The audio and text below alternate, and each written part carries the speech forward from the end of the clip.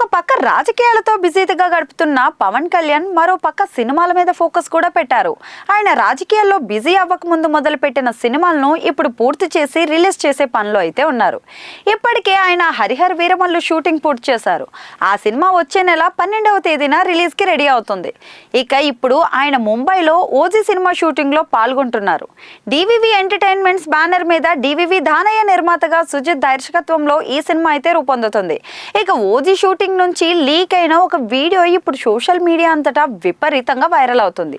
ఆ వీడియోలో పవన్ కళ్యాణ్ ను బౌన్సర్లు తీసుకెళ్లి కారు ఎక్కిస్తున్నట్లుగా కనిపిస్తుంది. అందులో వింటేజ్ బెల్ బాటమ్ ప్యాంట్ ధరించిన పవన్ కళ్యాణ్ లుక్ అదిరిపోయిందని నెటిజన్స్ అయితే కామెంట్స్ చేస్తున్నారు.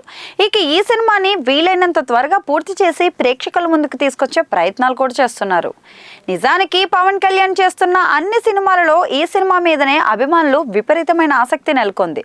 సుజిత్ స్టైలిష్ గా పవన్ కళ్యాణ్ చూపిస్తూ ఉండడం, సినిమా లైన్ కూడా ఆసక్తికరంగా వినిపిస్తూ ఉండడంతో ఈ సినిమా ఎప్పుడెప్పుడు వస్తుందా అని అందరూ ఆసక్తిగా ఎదురుచూస్తున్నారు.